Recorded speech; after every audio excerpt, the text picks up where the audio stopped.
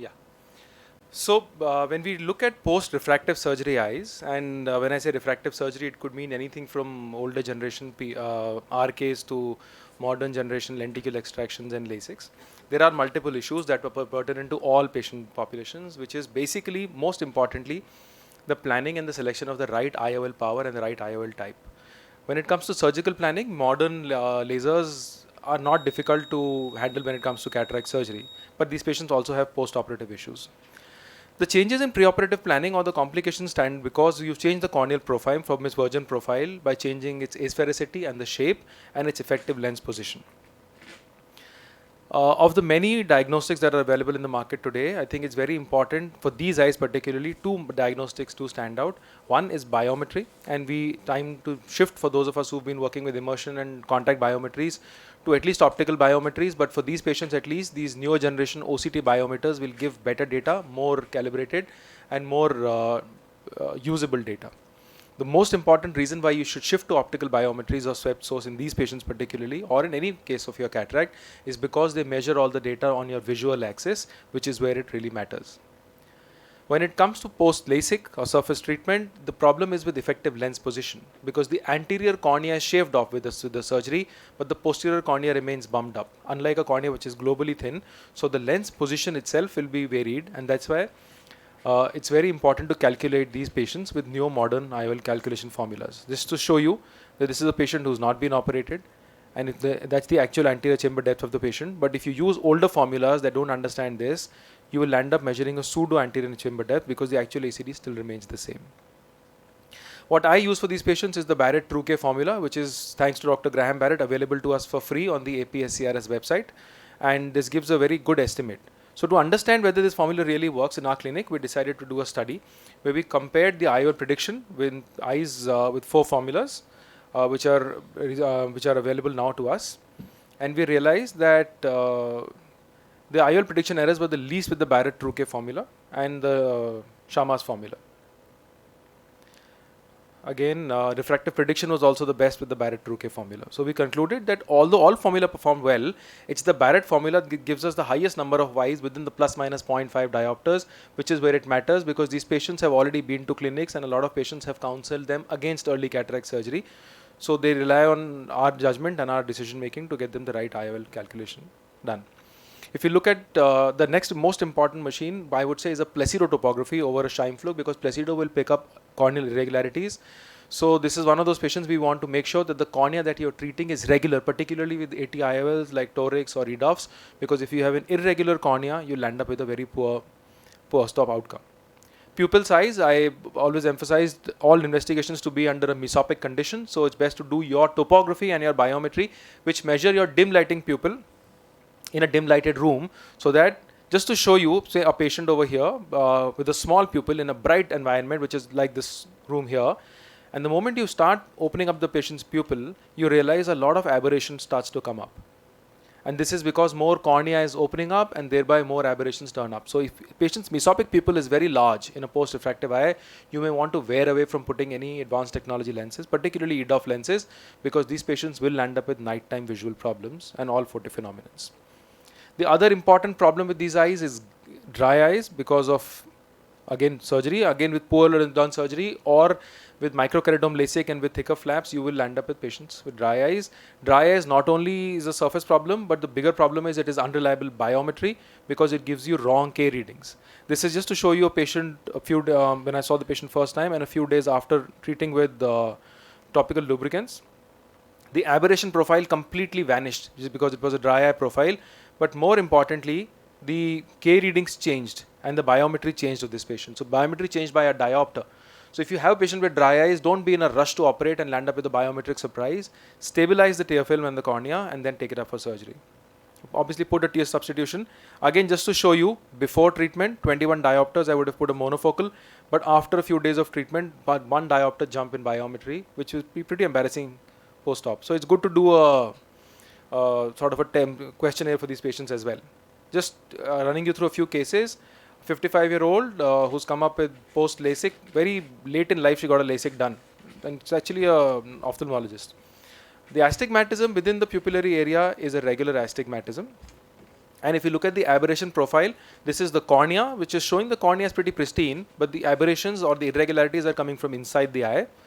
So we decided by calculating on the ASCRS post refractive surgery calculator to implant a 21 diopter lens, and the patient is very happy with the toric lens in the eye. So the first thing to understand is if your astigmatism is regular on a topography, toric IOL is a straightaway choice because modern LASIKs do not play too much with the the shape of the cornea in that sense. The second is a 58-year-old with always weak eye, and notice that this is a very steep cornea and a very bad aberration profile. This was just to show you that, I think this is a post-LASIK ectasia, just to show you that we had to put a T9, the highest power that the platform I use, which is Alcon, offers, with an anticipated residual astigmatism of 1.5. Now, I could have put a hydrophilic lens because a lot of Indian companies make them, but I decided to go ahead with the stable platform because this is anyways a compromised eye and I don't want a PCO marring the situation later. So, patient's very well, very happy.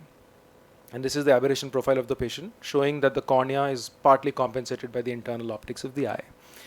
And the patient is doing good. But what is the role of these newer generation EDOF lenses in refractive eyes? EDOF is basically, a true EDOF lens is one that extends your focal range, not in one point of focus or 3 points, but as a continuous range of focus. So just like you would see from distance to intermediate to almost near without a break in your vision. Unlike a diffractive lens, which has 3 distinct foci, an EDOF lens stretches your focal point. So this is a 40-year-old who underwent Contura, had COVID and landed up with a cataract 5 years later, at 40 years of age. This was a classical steroid cataract. This is post-LASIK, just to show you that if you do modern, particularly topo-guided LASIKs, your cornea is going to be nice and clean and pristine. And this is just to show you a topography of the same. We decided to put an EDOF lens, the Vivity toric lens, the Vivity lens in this patient's eye, and this is just to show you patient was 6'9", because 6'9" is what I don't push these patients initially to 6'6". Eventually they may read or they may not, but they don't really care about it because they see well. And they need an add of +1, and this is just to show you a pre-op aberrometry of the same patient, which is because of the posterior subcapsular cataract, and a post-op aberrometry, showing you even if you look at the refraction, it's hardly anything, it's a -0.5 with a 0.25. 2 months post-operatively, this is his vision, unaided vision, distance is 6'9" unaided, near is N8 and with a 1.5, he's a N6. This is another patient, 55 years old, who had a microkeratome LASIK done way back when, and if you look at the cornea profile, it's not really that bad. This is the aberration profile coming of the cataract. So this was a straightforward patient. Now if you see, this is where an aberrometry comes to a good role. If you see the topography is regular and the aberrometry shows you that the cornea, if you notice on the bottom left over here, my cursor is not showing, on the bottom left is basically showing no aberrations. It's a very good cornea to go ahead and do a surgery on. But this is where the real challenge happens, because now a lot of RKs will walk into our clinics, and this is a 72-year-old with a 4-cut RK, must have not been a very high myope. This is the patient's topography on a Placido and a Scheimpflug mixed topographer. But in the center, you can make out that 4-cut RK causing that pattern, but in the center, it's more or less okay. We use the IOL, the ASCRS online post-refractive surgery IOL formula calculation. And this is the patient at 3 months post bilateral Vivity toric implantations. Vivity is an EDOF lens again. It gives you an unaided vision of this patient of a 6'9", which you could bump to 6'6" by giving a 0.5 spherical, but these patients are, most of them will not accept this and they're very happy. But a very good intermediate vision, and with a very predictable +1 add giving you a good near visual acuity on the study chart. You can make out these RK marks over here. They are very easily visible, although I don't think you can make out the Vivity rings. Interestingly, all these patients perform quite well even when you do their mesopic contrast sensitivity, because you would assume their dim light vision to go bad, but if the cornea is what you have to check in these eyes, if the cornea is relatively okay, their dim light vision falls within a reasonable normal range for their age matched contrast sensitivity. The only caveat is you have to tell them that they need to wear light adds of +0.75 to 1.5, and they may lose some contrast in dim lighting conditions, but that's also partly to do with the fact that they've had a refractive surgery done. I don't offer multifocal, true multifocal or trifocal lenses to any of these patients because, again, the cornea is not the best, and so I don't offer it to them at all. Just to conclude, it's very important that you please look out for corneal irregularity. Trifocals, as I said, I don't put because these patients may land up with glare and halos. So to conclude, in my hands, EDOF provide a very satisfactory outcome considering your pre-op workup has been very thorough. They do away with all the negatives of a diffractive technology and they give you a positive. The only drawback is you need to give them add of about a 0.75 or a 1.5, and with that I think it's a great tool to use if your patient's suitable for it. Thank you. Thank you, Samaresh. Very nice talk as always. Any role of angle alpha or kappa measurements before this for your EDOFs or not really? I think great question, Rushad. I've spoiled my throat speaking of angle alpha, and I've stopped looking at it now at all, completely. Okay. I don't even look at it in my trifocals now anymore. Any questions from the audience? If not, I'll have just one.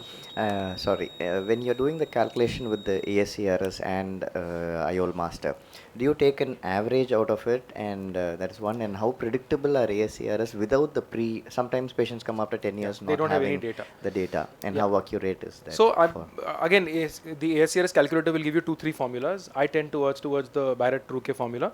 I tell them that this is the margin and I show them that it's showing a range of 1.5 and this is the surprise that I'm looking at, but that's the formula I like and most likely it will not come. And I have enough confidence now that I'll be within a diopter range with the Barrett-Ruque, but I show it to the patient that this is the amount of calculation needed for your eye and it's showing 4 formulas are showing 4 numbers. So once they see it, they are mentally ready for surprise. That's a nice Suresh, one more question. Lenticule extraction, have you done post lenticule extraction? No, they've not come with cataracts yet. I know. I'm wondering whether we need to look at formulas which are different or would it work the same way? Possibly it should, but... Yeah, I mean, the only thing is you need to land up with a post-lenticule cataract. We need to talk to our physicians for more steroid uses. So Yeah, Samita. yeah, so if the mesopic pupil size is large, in the sense that I don't look at pupil size, I look at pupil size and aberrometry. But for me, anything larger than a 6 millimeter mesopic pupil, I want to tell it's not like I will not advise, but I will tell the patient that they will have dim light issues. So they have to be ready for it.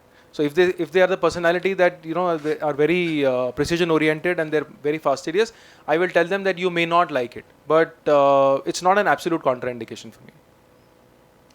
Some cases of 6.5 pupil dilatation, some cases of 4.5. Yes, that's the personality, ma'am. Yeah, I think that's the personality. So the chair time will tell us. Actually, when we sit with the patient, we know, whether we are in a relaxed mode explaining or we are in a defensive mode. And the moment I go into a defensive mode, I don't counsel them for this because I know they're going to trouble me later. Thank you. I have a question. Hi. Do you have any other protocol for PRK patients with epithelial remodeling, like really bad haze or peripheral remodeling changes? Do you have a protocol for that? No, if there's a corneal haze, it will translate to an aberrometry change and a topography change. I will not advise them. I'll advise them if there's anything vary. Even if the ablation is not centered, I put a single piece lens, which is a non-aspheric lens. I don't even put an aspheric lens. Monofocal and a non-aspheric lens. Thank you. I think in haze probably some of the OCT based topographers and the formulas in that they work a little bit better because the shine flap gets affected by the haze, so that is another thing. That's a good question. Thank you. Okay, next I would like to